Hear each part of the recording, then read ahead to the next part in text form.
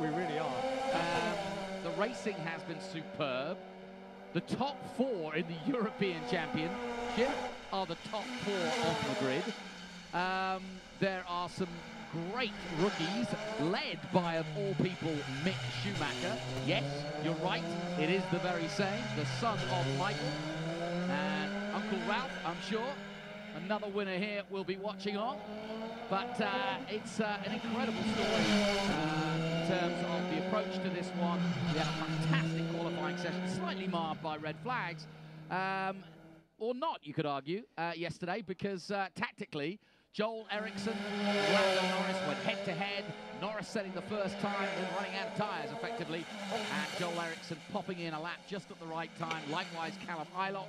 And Maximilian Günther is the other man we've been talking about. That's been the main storyline. We'll talk about some of the crashes and some of the incidents that led to red flags.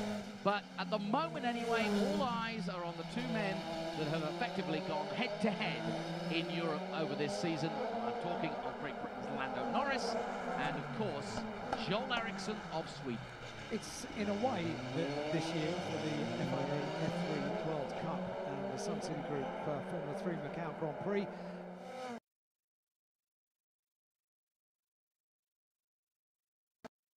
Drivers are drivers that have been in this level of racing throughout the year. So it is not former winners that have come back, having done other series of racing during the year, coming back to, they've been competing together. The front row is proof of that.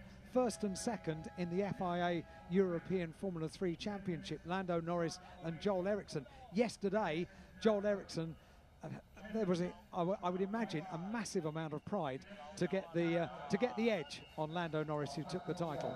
This is not something you need when you're getting your grid position ready. This is Joel Eriksson's car we're looking at, and this is what's in front of him in his grid position, and he is going to have to move that car forward up to the line, or he could, I suppose, leave it where it is. But it's a little bit scratchy, to say the least. There's been some oil down. It's in between the wheels, which is. You think it's okay? Yeah, I think it's all right. All right. Because, of course, it's not a rolling start. And there's Lando Norris. And Lando Norris just turning 18 this year. If you don't know anything about him, he's had a meteoric rise. The only man I can really compare him to over the years is the likes of Raikkonen or maybe Max Verstappen more recently.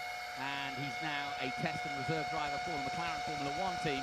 As we take a look at Callum Ilott, who also, and I know you have a strong feeling about Callum's chances. I think he'll have a good weekend without a shadow of a doubt. Maximilian Günther as well has shown moments of brilliance this weekend so far. Doing the visualization, that's his eyes closed. He's not having a little snooze. He's actually going through the whole track in his head. Ferdinand Habsburg of Austria in the Dallara Volkswagen, another one of the Carlin entered cars. He's had a good weekend. He's had a few mistakes too, but he's kept it tidy. It's his second run here.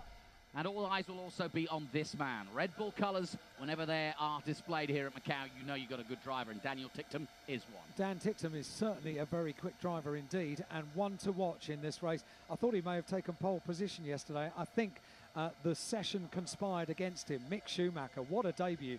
What a debut. I'm just gobsmacked, because I always say, and even when Michael was racing in his first time out here at the Macau Grand Prix, and he came in with much gusto, he didn't achieve anywhere near, I don't think, the startling and brilliant start to his Macau foray. And Mick Schumacher has looked quiet, confident, and equipped to do the job. And he is the fastest rookie on the grid.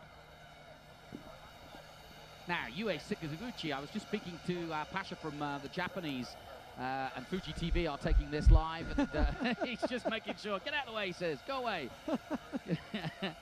Well, you've got to have a few fans in motor racing, haven't you? But Sakaguchi was actually the cause of the massive crash that brought out the red flag at the end of qualifying. And talking of causes of red flag, Sergio Sette Câmara set us off. The man who was third here last year, the Brazilian, is okay, gives us a thumbs up, but he had a massive crash at Fisherman's, in fact, two. Yeah, 2 days running he's had a car that needed to be repaired. He's got the lap record here on the Gaia circuit. And then Guang Yu Zhao, he also had a prang yesterday, which brought out a red flag. He managed to crawl it back to the pits, but he's been fast on 2:11.7, and the Chinese driver, wouldn't that be something special? if a Chinese driver equipped with the Ferrari Academy, you can see it on the right-hand side of his car there and on the lid of his helmet, he and Callum Ilott representing Ferrari this weekend. Another one of the debut makers here, a rookie, is Sacha Banastras of France, following in the footsteps of Gasly and Ocon. And here is the next of the French conveyor belt of brilliance. He's been very impressive on occasions this weekend, quite a few occasions as well. Tadasuke Makino of Japan. And I was talking to the Japanese TV folks, and there's always a strong contingent of Japanese, and that's been the same since this event began back in 1954. And I say that, obviously there wasn't too many Japanese entries back then, but over the first decade of the Macau Grand Prix, the Japanese were a big part of this race and have continued to be so. And of course, the Japanese Formula 3 Championship as strong as ever. Pedro Piquet cut his teeth in the Toyota Racing Series earlier this year and is now in the FIA Formula 3 Series, and I think he'll stay there. It's been a good start to his career, that famous lid, that red and white colours of course, the three-time world champion Nelson Piquet, and he is the next off the Piquet conveyor belt. Devlin Di Francesco, another driver on his rookie expedition at Macau. He's got a GBR license, but he's actually from Canada. He's an impressive young driver as well. Been racing in cars for a couple of years, doing Euro Series Open this year. Marino Sato of SMR Delara Volkswagen in the number 15 car. Excuse me, in the number 17 car. And he's from Yokohama, so he knows where the tyres are from. Certainly does. But it's his debut here. Yamashita, it is not his debut. And the number 21 is, well, he was fourth here last year, but he hasn't qualified. Yeah, exactly. He was fourth in the race here last year, and it's actually his fourth visit to Macau. Ralph Aaron, on the other hand, the Estonian, is a complete and utter rookie here. I always think it must be so tough to come here as a rookie, because there's so much to learn in such a small space of time. The track is ominous. It doesn't matter who you are or how cool, calm and confident you are. Boy, another Japanese, and like I said, a strong contingent this year of Japanese entries, and I'm glad to see it.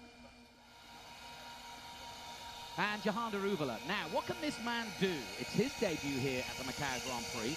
He's got better form than his 2:13.7 for sure, but unfortunately he too is involved in two big prangs. And the young Indian, who is of course representing Sahara Force India, has got a lot of work to do from where he is on the grid. And so has Ritoma Miyata, another Japanese driver. Tom's Toyota represented by him, and further down, Alex Palau, who's been racing in Japan. He's actually a Spanish driver, is Alex, and he's a long way down the grid, and we know he's better than that, but he too involved in a few incidents. It's his second run here at Macau. He was 16th here last year. And the man from San Antonio de Villamarillo in Spain will have to work his way through. And actually, that's what I'm talking about the qualification race, Alan.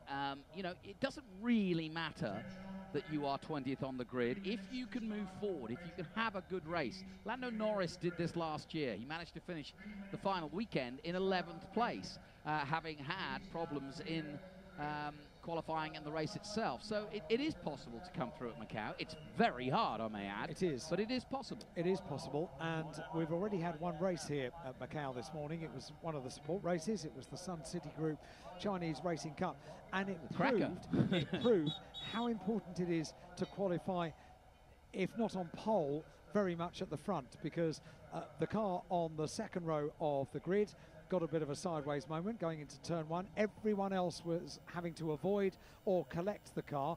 There was quite a muddle at the first corner at Reservoir, and if you're on pole or if you're second on the grid, then you avoid that kind of problem. So it may well be that Lando Norris and Joel Eriksson have done the right thing. Qualifying on the front row of the grid keeps them out of bother. So then, the quiet before the storm. Conditions are perfect. You can see Macau in the background, and you might be wondering, what are all those cars doing? Well, life goes on here at Macau, and there's taxis, and that's the ferry terminal you see in the background, and the large buildings, mostly hotels and casinos. and it really is the gambling capital of the world. And it seems ironic that the two have come together, because the circuit is known as the ultimate gamble, and that's because as we go on the formation lap, we'll explain how this track works compared to many of the others. In fact, most of the others that these guys race throughout the year. And it is completely different. It's longer, it's faster, it's tighter, it's more unpredictable than any other. Joel Eriksson, now in his second visit here, knows it all too well. But can he beat Lando Norris? He certainly got the better of him in qualifying, but only by that much. You can see his front tyre, and you can see Lando as we go on board with him. We'll have onboard cars with both Lando Norris, Joel Eriksson, and Callum Ilott. A last handshake from the Carlin team, and they've been with him through a lot of his career, have Carlin, and it's a good relationship. Callum Ilott racing for the famous Macau-based Theodore Racing Team. Teddy Yip, the father of Theodore Racing Team, and as I call him, the grandfather, maybe, of the Macau Grand Prix itself. He has been a stalwart in making this event what it was and is today, and it's delightful to have Theodore Racing back here. They only came back a few years ago, but they are now strongly represented, and won in 2013 with Alex Lynn.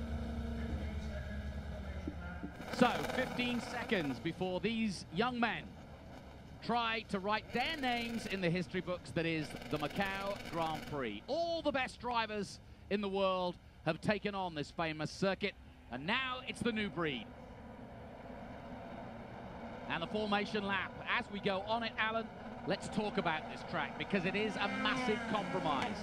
The cars at the back, the BMW safety cars, that's where the speed starts to increase on a lap at Macau, and from here on in, on a flying lap that is, this is all flat out. And by here, already heading towards the Mandarin corner, one of the most famous corners in motor racing, you are in 5th, 6th gear, and going through this corner, the Mandarin, it is a corner, but it's hardly a corner because you are flat out. Incredibly testing circuit, the Gaia circuit, 6.1 kilometers in total, and these drivers that are coming here for the first time as rookies this year will have been told so much about the Macau circuit, but it's not until the first lap completed in a Formula 3 single-seater car that you realise just what a challenge it is.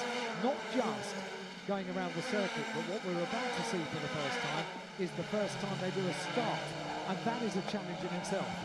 Joel Eriksson and Lando Norris, Callum Ilott and Maximilian Günther. 5th place on the grid, Habsburg from Austria. Daniel Tickton of Great Britain in the Dallara Volkswagen is 6th. On row 4, it's Mick Schumacher making his debut, just as his uncle and his father did here at this famous circuit. Sakaguchi is in 8th position, but with work to do. Sergio Camera coming back from Formula 2. He's there. Wang Yuzhou making a comeback as well. He's in 10th position and has been racing in Formula 3. Sasha Fanessatras, it's easy for me to say, is 11th on the grid ahead of Makino, but he's making his debut. Makino is here and back here, as is Pedro Piquet, son of the three-time Formula 1 world champion. Devlin Di Francesco is alongside him. Then it's Sato, Yamashita, 15th and 16th on row 8. Slightly smaller field this year, but no less competitive. Ralph Aaron, Estonian, in the footsteps of the likes of Martin Rump, who races here in Hawaii of Japan. Daruvala of India, following in the footsteps of the likes of Narain Karthikeyan and Karun Chandok, Niata and Alex Palau. Now, if you've never seen Formula 3, basically these are the men you will see at the top of F2, possibly Formula 1, and definitely at the top of motorsport, because this is the creme de la creme, and I've said it many times before, but for many of them, this weekend is graduation day, because this is when they prove they have what it takes to take on the ultimate circuit, the ultimate circumstance of racing, and the ultimate challenge of racing. Some have done it before and they've seen it all before. Others are rookies like Mick Schumacher. But I spoke to Mick and he said that he thought he was going to be overawed by the whole thing, and he's heard so much about it, but he felt quite comfortable, and his lap times prove it. We go on board with Lando Norris, Callum Ilott, and just in front of him, Joel Eriksson. And you could just see there that that slippery surface for Joel Eriksson was just in front of the front wheel, so it shouldn't be a problem. Tactically, let me say one other thing. You just saw how long and far the main first straight right from this starting position is. And that means that starting on the front row where Joel Eriksson is not always the best of positions, because you have to get a startling start to stay ahead, because the rest of the crowd are chasing you, and there is a possibility of slipstreaming twice here at the start of this race, and therefore not making the Lisboa, which is so important first. Who's going to get the run here? It's the 64th running of the Macau Grand Prix. Out go the lights and away we go. A great start from Joel Eriksson and a good start from both the Theodore men. Maximilian Günther already up to third place there. Everybody safely through Reservoir Turn, over the dust and dirt from the previous race. Good start from Ticktum. He's just tucked himself in, but everybody's spreading out. There's Günther. And not a good start from Lando Norris. He's been absolutely engulfed by several cars, and a lot of work to do for the FIA Formula 3 champion of Europe as we go into Lisboa, the critical corner here on the first lap. Yeah, Lando Norris really did get a little bit bogged down at the start, engulfed by the pursuing two rows, and Lando Norris has got a lot of work to do. Everybody safely through Lisboa. And everybody safely through the first three corners, which I don't think I've said in about 15 years. But here we go, Joel Eriksson leads. And behind him, Callum Ilott going into maternity bend for the first time. Now you see the walls, and now you see why we get so excited by this track, because there really is no margin for error whatsoever. Joel Eriksson's view, looking back at second place. Callum Ilott of Great Britain. It's Sweden versus Britain. Sweden have had a good run in the last few years, as have Great Britain. And of course, Felix Rosenqvist, who's here this weekend, a two-time winner, will be watching on. Callum Ilott, and there's a host of great British drivers who've won here, all the way back to Jenson Button, David Coulthard, you name it. Callum Ilott very, very good off the line, and he's not allowing Joel Eriksson to get away, is he? So on the second sector, this is the very, very challenging number of twisty, turny corners. Very, very narrow indeed. The barriers on the walls suck the cars into them, and everyone's safely through thus far.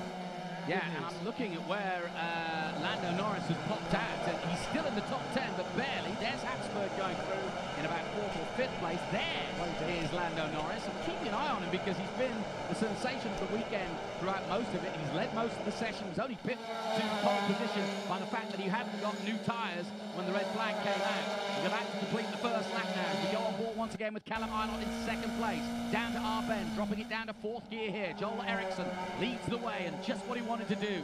He was beaten to the FIA Formula 3 European Championship by Lando Norris, and has come here, like so many others before him, to try and make his name and put a great footnote to his 2017 season, and he has made a miraculous start and already leads by a second ahead of Callum Ilott at the start of this one. We're on board now with Lando Norris as we go through this terrifying corner that is the Mandarin. He's in 9th place, dropped down to 9th place from second on the grid on that opening lap. He'll be ruining that start, won't he? And what about Sergio Sette Camara? Made his way all the way up to 5th place from 9th on the grid on that opening lap. I think Norris has just got a slingshot past one of the men in front of him, and we look back now, and yes, sure enough, but it's a frenetic start, but a clean start, a relatively clean start. I'll jinx it now by saying that, and I have.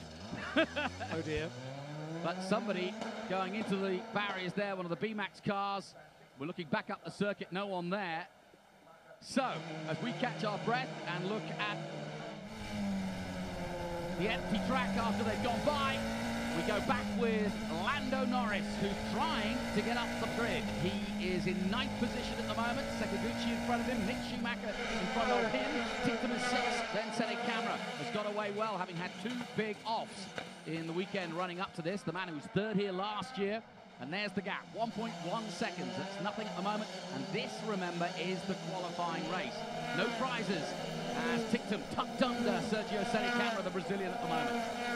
Yeah, it's one thing to be right behind, it's another thing to get past. And this second sector on the circuit, the very, very long second sector, there are precious few places to overtake, very much on the final and the first sector. That's where you set yourself up for an overtaking manoeuvre. And as they throw their way around the Melco hairpin, there is never to be any overtaking at Melco, not surprisingly. Yes, it's a full cast yellow throughout the whole weekend at the Macau hairpin, and just before it as well, because it's just too dangerous to overtake there. And if you try to overtake it in Macau, it's just going to end in tears, and no one gets around. So they've made it a full course yellow throughout the history of this event. So, couple of laps gone, the field starting to spread out here in this 10-lap qualification race. Joel Eriksson, the man who was runner-up in the European Championship, has set the pace so far. Behind him, Callum Eilert, also in the European Championship. And look at this is exciting. Sergio Sette Camara made up another place. Ferdinand Hatzberg going down a place there on that last lap. So Sette Camara with the fastest lap of the race, a 2:12.866. What record holder he is. Yes, and I expect him to try and do... The game here in the first race is to try to get in the top 5 for the second race. That really is the tactical idea, because there's no prizes, as I said, for necessarily winning it. You just need to be in it to win it, as it were, for the second race. Those going forward include Sergio Sette Camara. Also going forward, Lando Norris. He's up to 8th position now. Everybody else holding station.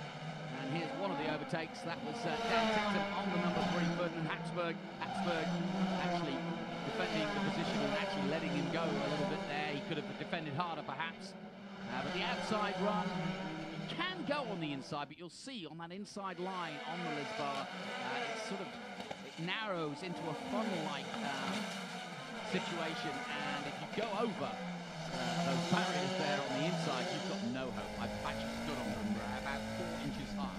Fascinated by Sergio Sette Camara. He's hit so many headlines, but not necessarily for the right reasons this weekend so far.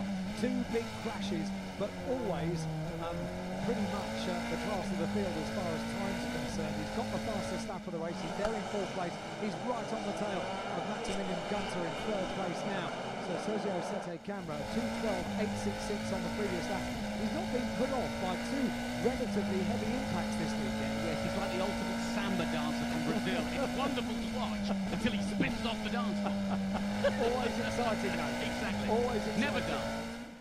Sergio Sette Camara and number 19 in 4th place, 2:12.866 on the previous lap. Now challenging for a podium position.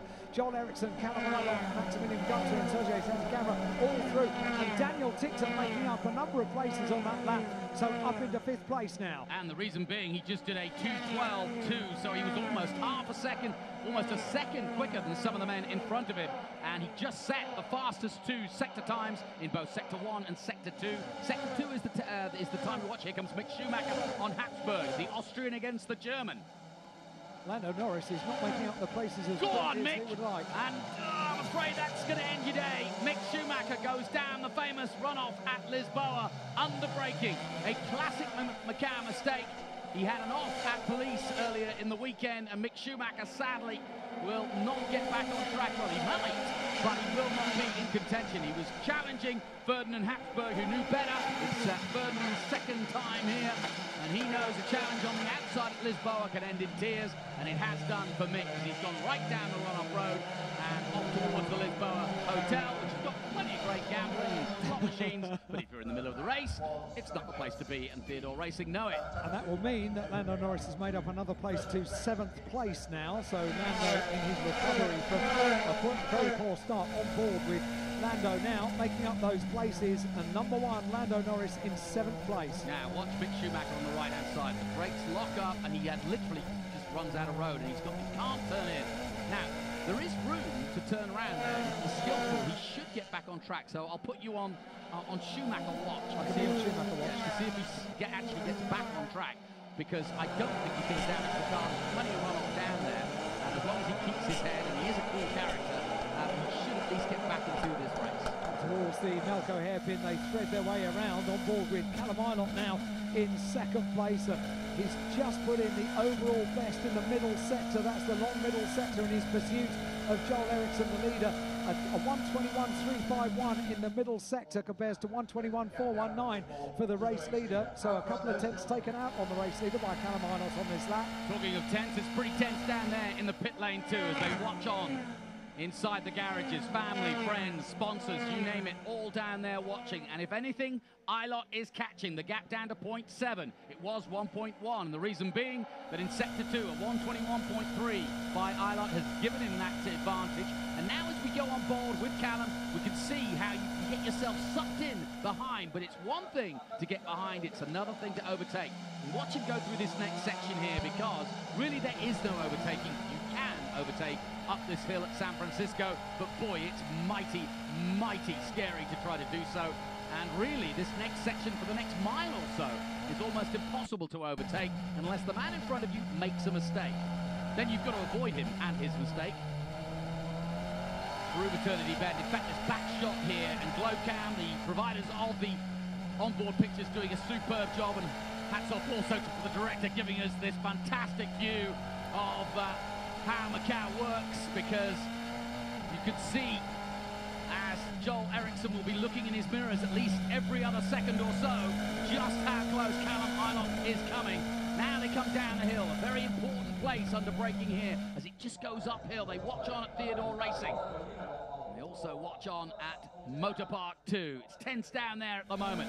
Callum Ilott does not have to overtake. Trying to see if he can force Joel Eriksson into a mistake.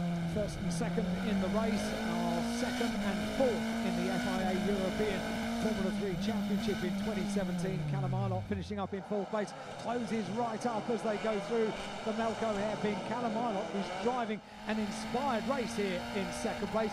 I've been on Schumacher watch, I have to say, not on the timing screen. Oh dear. He is on the map though, so we'll keep an eye out for him, because he hasn't come to the pits, so I hope anyway that he's circulating out there. Those that are going forward, Lando Norris. Piquet is going forward too. He's up to 8th position. Wang Zhao is up to 10th. As Ilott is all over the back of Joel Eriksson as they go down the reservoir turn now. Now surely he's got the slipstream. Now you'll see a classic Macau overtake, I'm sure, as Ilott just puts himself, tucks himself under as they head towards Mandarin. And it's risky business to try to overtake before Mandarin, but tuck yourself in here and now go for the overtake.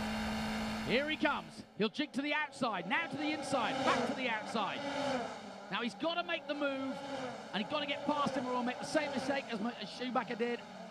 And he didn't make the mistake because he's wiser to it. Ilott turning in and making sure he didn't lock up the brakes. But he did try, didn't he? Couldn't do it. Very mature driving by the both of them. They were wheel to wheel in Formula 3 cars. Wow, that's for the brave, isn't it? Callum Ilott is driving an incredible race here, right on the back of Joel Eriksson. Joel Eriksson, meanwhile, cannot afford to put a wheel wrong. Callum Ilott is right there in his wheel tracks. This is half distance. They're on to the second half of the race now, and this has been so far an incredibly thrilling Formula 3 race. Yes, an absolute cracker. And I was just thinking, if Joel Eriksson does continue to win this race and cross the line and take the checkered flag, boy, he can say he's done a good day at the office, because he is going to be kept honest for sure by Teddy Yips, Theodore Racing's Prima's Callum Ilott. And look at Ilott swinging the back of that car up as he pushes hard. And it's not as though he's trying to overtake him here, it's really just trying to force him into a mistake here as they head towards Donna Maria, down to second gear here. No overtaking through the next section. Everybody's on their phones. Everybody's checking the times. And it is literally absolutely intense by the old electric works here at the Macau hairpin. Lando Norris made up another place on the recovery drive on that lap. He's up into 6th place now, having put Habsburg down one position into 7th place. Daniel Tickson in 5th. Sergio Sette-Camera is still in 4th place and hasn't made inroads to the back of Maximilian Gunter in the final podium position. I wouldn't want to presume anything about Lando Norris, but the only weakness I saw him a couple of years ago at the Toyota Racing Series was his starts. And it was a bad start here today. Formula 3 cars are not easy to start, are they? Never have been. Especially at Macau, especially under pressure, especially on the front row when you're trying to defend. Sergio Sette-Camera up into a podium position. Reasons to be cheerful, part 2. He goes before Mandarin this time and makes the move at Mandarin. Wow, that's brave. And a wonderful overtake by Callum Ilott. But if he's not careful, he might get taken again. To the outside goes Eriksson. Can he come round the outside of his opponent? No. And Ilott holds. Classic Macau racing between these two. And now it's all reversed as Joel Eriksson will go in pursuit of the Brit.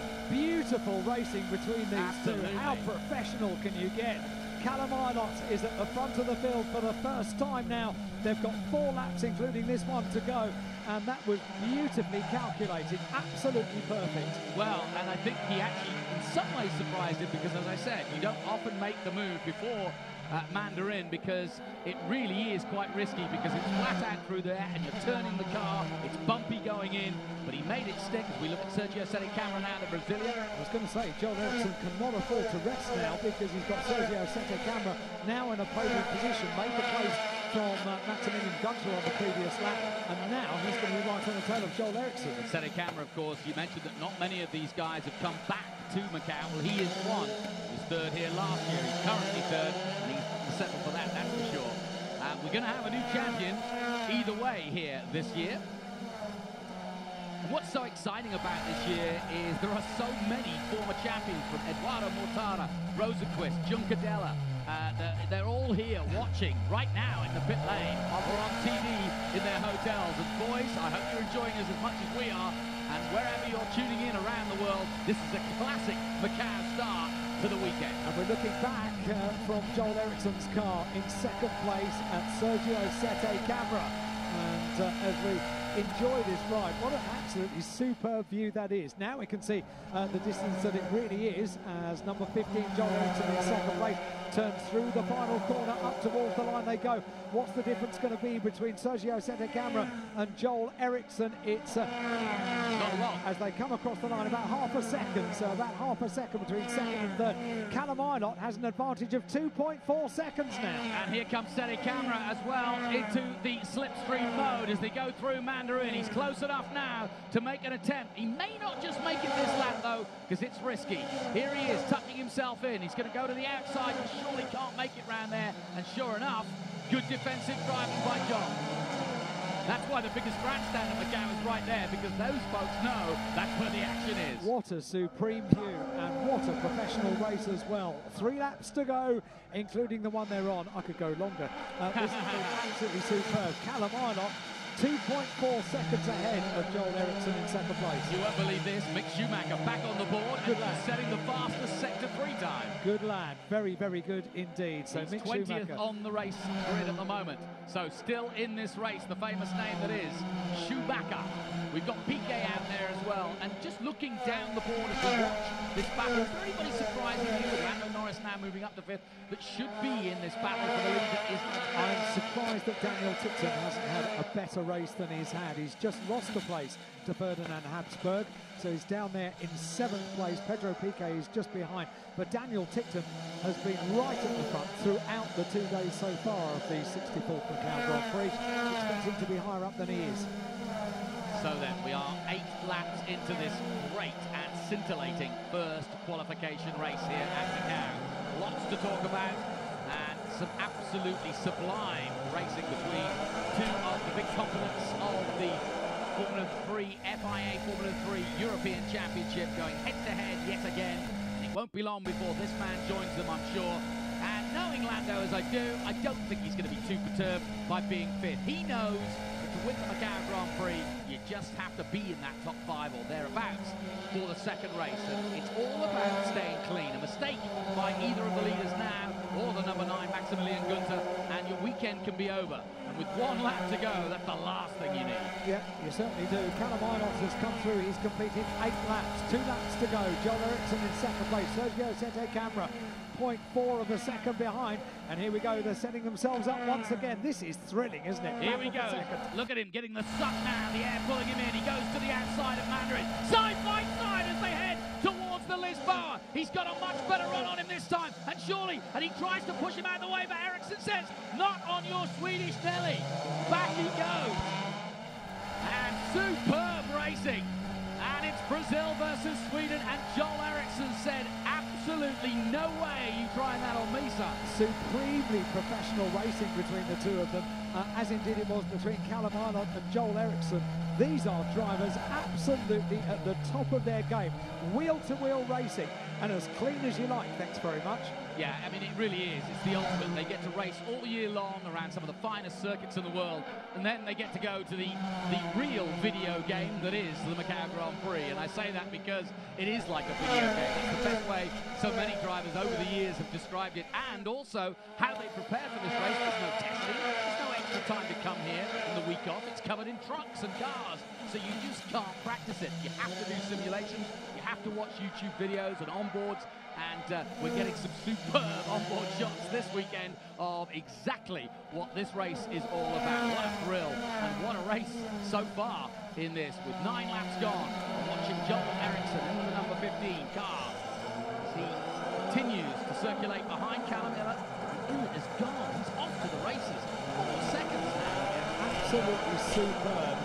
They've got just a bit of this penultimate lap to go, and then they go on to the final lap. The only difference, of course, between doing it in real life and doing it on the simulator, you can't press game over, reset, and then take it again, because every single mistake costs dearly here at Macau, and thus far we have had none of those mistakes out on track. It's been supremely clean out on the circuit for the first of our races this weekend for the Formula 3 cars, and they go onto the final lap. Callum Ilott leads 5.9 seconds ahead of Joel Eriksson in second place, and Sergio Sette Camara in car number 19 is going to set himself up once again to try and take the second podium place. And Maximilian Günther is making one more chance run as Lando Norris under pressure from Pedro Piquet as well. Look at Piquet all over Lando Norris in the closing stages. This is the last lap of the qualification race. Pedro Piquet and Lando Norris, and Pedro definitely wants a piece of Lando, and he's got it,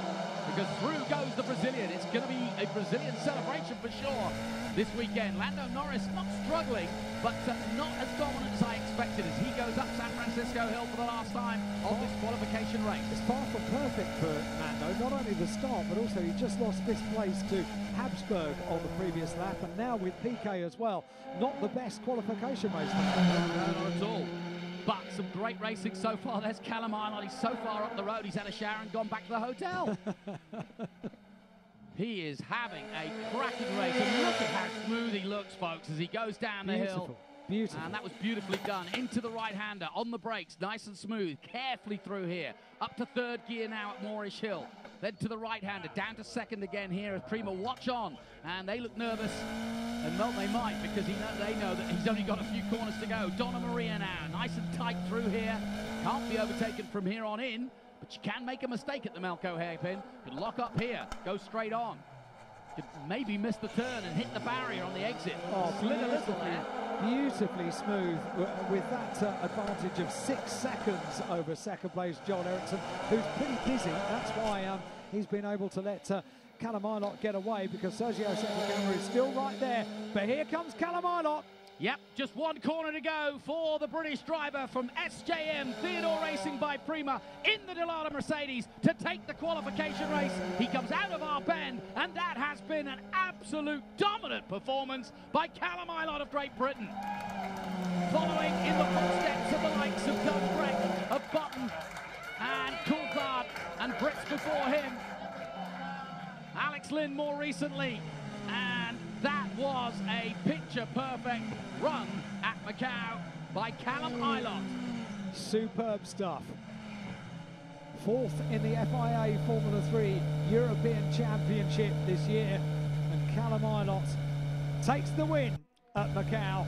What a wonderful feeling, and he had to work for it, and what a beautifully clean race. Absolutely, that's probably, and I didn't dare say it during the race, the cleanest start and the cleanest race I've seen at Macau in years. Do you know what? A few tin top drivers could take a lesson from that. That was a masterclass. No kidding. And I'll tell you who's really smiling: Maranello and the fans of the Tafusi, because you may notice on his helmet, I think it was only a couple of weeks ago that he was named as a Ferrari Academy driver. I think they picked a good one. I think they picked a very good one indeed. A winner at Macau, and the joy and celebration down in the garage as well. You can't wipe the smile off their faces. Team manager there, David Kennedy, also, who's been a stalwart part of this Theodore Racing team.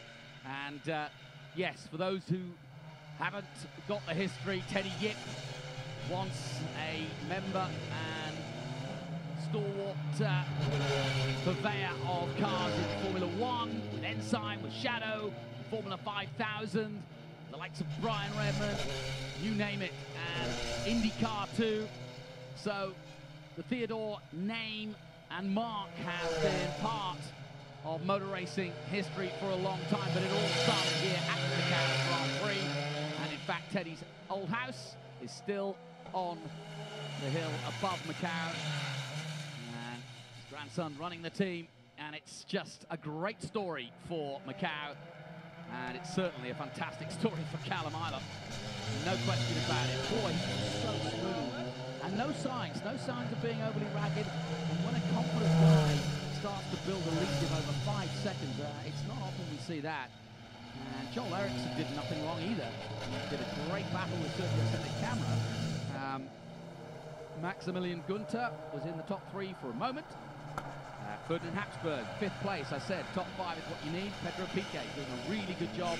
Top 6, he overtook Lando in the last few moments. And Daniel tipped him in the top 8. And interestingly enough, Sakaguchi, who was 4th here last year, is in 9th position. And Chinese driver Guan Yu Zhao, in his 2nd run at Macau, is in the top 10. So we really do have, for the first time in my memory, a top 8 that we expected to be the men who would be going for the race win. Ilott then, Eriksson, Camera, that's your top 3. Maximilian Günther in 4th place, Ferdinand Habsburg in 5th, Pedro Piquet in 6th place, Lando Norris in 7th, Daniel Ticktum of Great Britain in 8th, and a little further down, Sakaguchi of Japan in 9th, Guan Yu Zhao in 10th position, Kenta Yamashita in 11th, Sasha Banastras in 12th position, Ralph Aaron in 13th, Marino Sato 14th, Savoy in 15th place, Jahan Daruvala coming up to 16th place, having started pretty much at the back. And then Makino, Palau, Miata and Mick Schumacher did finish 37 seconds down, but he will start at the back. And Devlin Di Francesco had problems, and he is at the back. But a very clean race and a very usual war of attrition not happening here at Macau. And I'm delighted. That was one of the cleanest races I've seen, and certainly one of the most hard fought for the podium. But it was plain sailing for Callum. I don't think he broke a sweat. Absolutely superb stuff. And Parc Fermé pictures now, the celebrations, the commiserations. Sergio Sette Camera just popping his steering wheel back on the car. And there'll be celebrations, but there's a lot more work to do. Of course, this sets up for the Macau Grand Prix tomorrow. And the nerves will be jangling just that little bit more before the big race tomorrow. Huge run up to the race, all of the presentations and well, that's a part of the distractions, isn't it? It is, yeah, very much so. But that was just top draw, wasn't it? So clean, so beautifully clean. It was a masterclass in how to race cleanly around Macau. Joel Eriksson, great off the line. I said at the beginning that it's sometimes a worry being pole position, but he really flew off the line. Maximilian Günther probably had the best start of anybody. We see him there in the background. And that's just Habsburg there in the all blue overalls. And there's Pedro Piquet as well. But boy, that had everything, didn't it? It really did, including no red flags. Very, very impressive that, to get through all 10 laps. It's almost like the Formula 3 drivers turn around and say, well, that's how you do it. What's the problem? Yeah, what's the problem? I don't see what the problem is. We don't need a red flag. Why would you? Interesting things about this. We've said so many times, Johnny, how important it is to not make a mistake here at Macau, because Macau can bite and bite hard.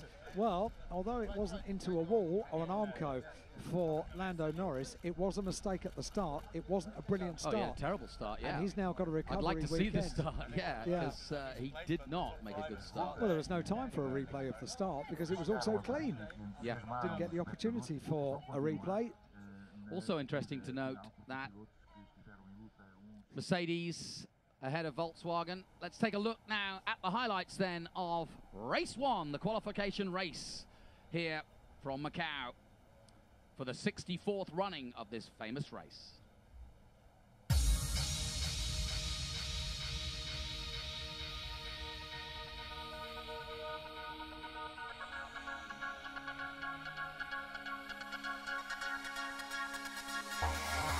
cracking start for Joel Eriksson, and Lando Norris just went backwards. Gunther, Maximilian Gunther was the best of the starters. And it really was clean, wasn't it? Into Lisboa, and then the action started. First, Callum Ilott on Joel Eriksson. Eriksson would pay the compliment back, but really close wheel-to-wheel action, as you'd expect from Macau, and as we've seen over the years. But in the end, it was absolute dominant performance by Callum Ilott of Great Britain to win by over 7 seconds. That is how you celebrate.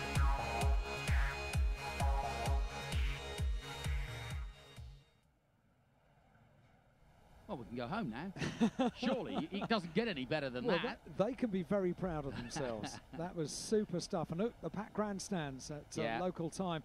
5-11 here at Macau. And coming up the podium, of course, everybody gathering below. And there is the Theodore team. A real combination of Italians, Portuguese, Mecchanese. It's great. It's a real hodgepodge of great engineers, great teams. They've raced at the highest Formula levels, just under Formula One more recently. And of course, as I said, the history goes back to when they were actually involved in Formula One back in the 70s. Is this a dress rehearsal for the podium for the 64th Macau Grand Prix tomorrow?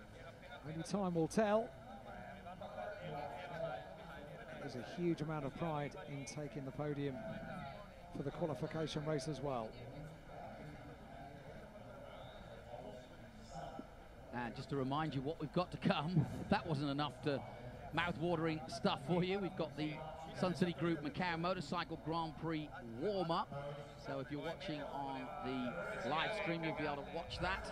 And also coming up after that, the FIA GT World Cup qualification race for the World Cup of GTs, a really cracking race, and I think that'll be just as exciting. That'll be followed by another World Championship, the FIA World Touring Car Championship, and then we finish out day one of the Macau Grand Prix with the Motorcycle Grand Prix. So here's the podium then, as onto the podium comes Sergio Sette Camara, followed by Joel Eriksson. And here is your winner today, Callum Ilott. And that smile says it all. Super.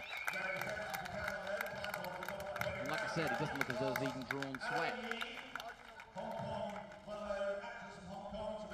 And to present third place to Sergio Sette Camara is Miss Ali Lee, a Hong Kong actress. And if you know anything about the Hong Kong film business, these are massive superstars here in the region.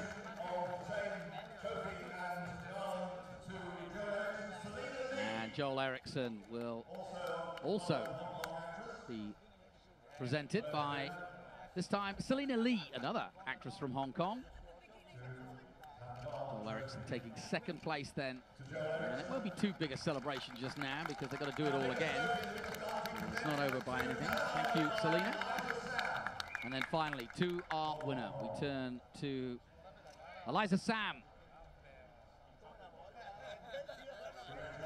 to present our winner, Callum Ilott, with first place for the Theodore Racing by Prima team.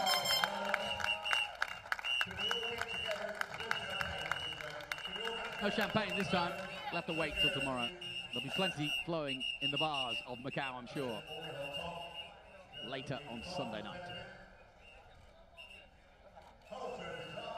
A rather determined-looking Sette Camara has come back, and another third place will not suffice. Joel Eriksson, perhaps a little bit upset because he had the pole, and he was beaten summarily by Callum Ilott. A few words between the three of them on the podium as they take the photos. There's Callum's mum coming out especially to see her boy. And it is always the way. My father always reminds me, when somebody does something special, they thank their mum. So it's good that she's here.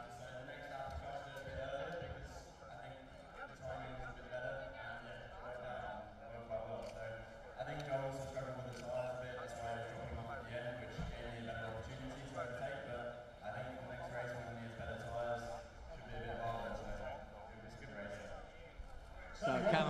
talking to the PA here, if you're just wondering.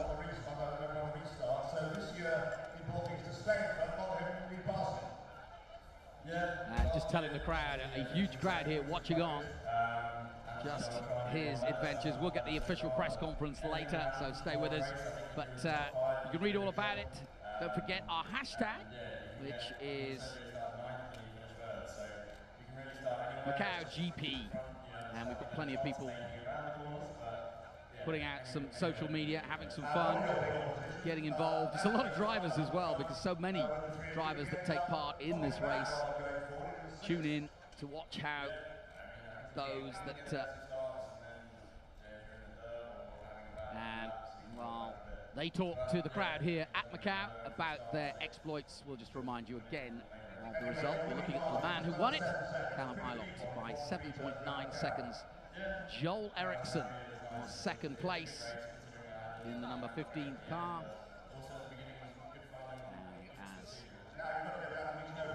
the crowd settle down again and get ready for the next race to come.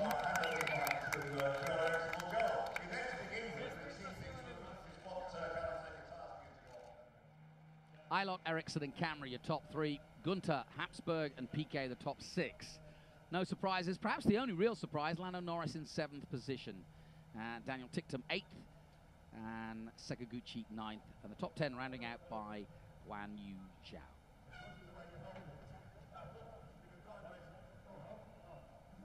Well, my thanks to Alan Hyde. We'll be back. We'll be with you all day, in fact.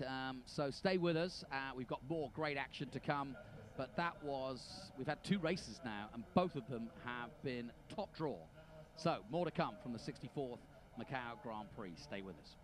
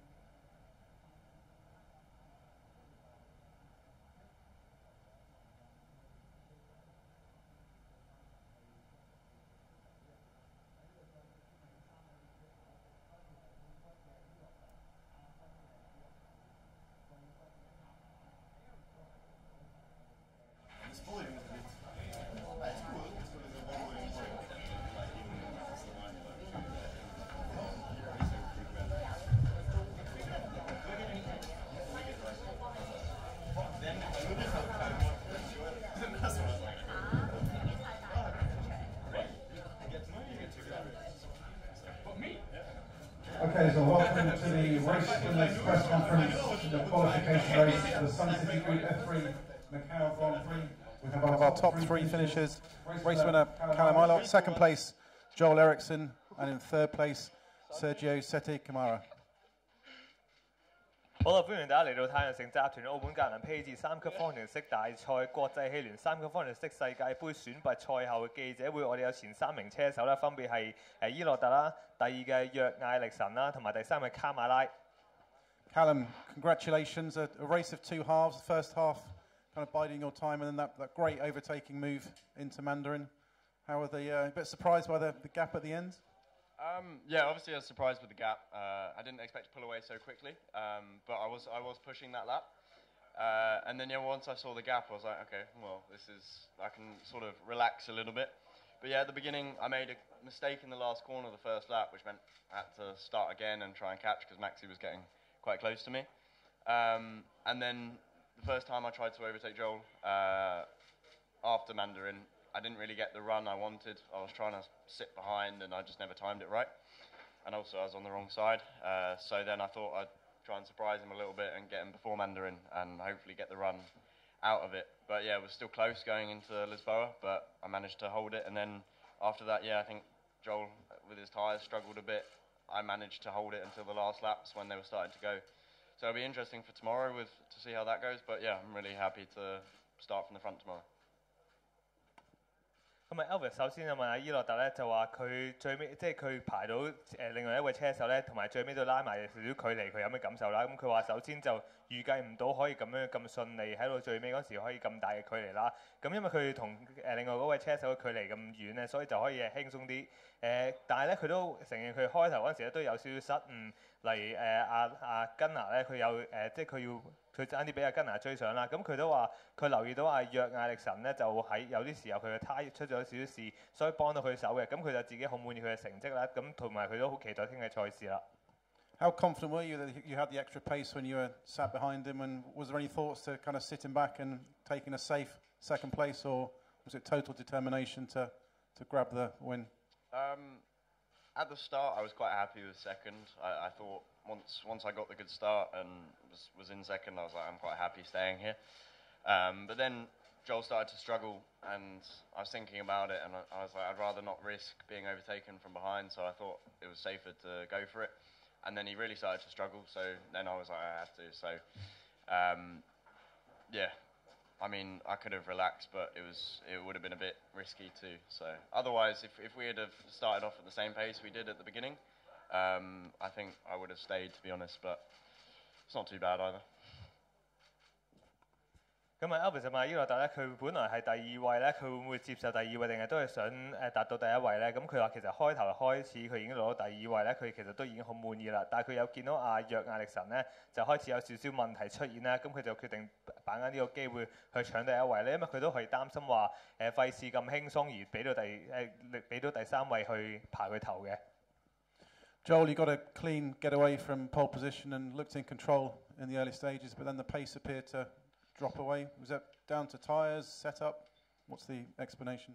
Yeah, obviously the balance of the car was a little bit too much to the front, as we could see, because yeah, I mean the start was really good. I made the best one of everyone, so it was quite relaxed for me down to Lisboa, which was nice for me. But then directly I could feel on the opening laps that the race is going to go away too quick, and like Callum said, I was struggling straight from the go. So yeah, then I just had to managing the rear tire until the end, because otherwise I would be dropping even more. So we have for sure some work to do for tomorrow. 今日 Elvis 就問阿約艾力神咧，就話佢開頭已經喺降位開始啦。咁佢話見到佢開始出現有少少技術上嘅問題，可唔可以同我哋分享下啦？咁佢話開頭已經見到即係起步已經做得非常之好咧，咁佢都可以好輕鬆開始呢個賽事。但係發覺佢架車嘅平衡咧就唔係太好，向前少少傾向前嘅。咁佢就話都起步完之後咧，開始行嘅賽道就發覺有少少問題。咁佢嘅隊伍咧都要今晚去維修架車㗎啦。How tough were those final laps as well? Because you had Sergio breathing hard down your neck and some quite tough defensive moves into Lisboa. Yeah, I mean the last one was quite close, but I mean it was really fun. It was really fun because I know we're teammates. We're really good friends. So I already know that he's not taking any stupid risk or stupid mistakes. So I mean, I think I did my work really well. And yeah, like I said before, we have to see the positive from this race and then keep working for tomorrow. 咁 Elvis Smith 再問埋約亞力神咧，就話佢去到最尾嗰個圈咧，都開始受到阿卡馬拉嘅壓力啦。咁佢有咩感受？咁佢話其實都有少少係壓力，但係都幾開心，因為佢知阿卡馬拉咧唔會太搏得太盡啦。咁佢都覺得佢今次嘅賽事做得非常之好，但係就好期待聽日嘅賽事啦。Sergio, congratulations on third place. You've had quite a dramatic weekend up until this point. You must be pretty happy to have ended up on the podium today.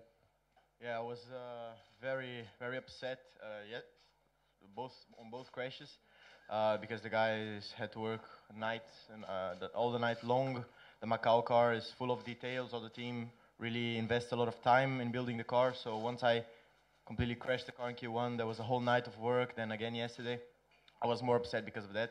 Obviously because I thought we had the pace to have pole positioning in quali if I just kept it on track and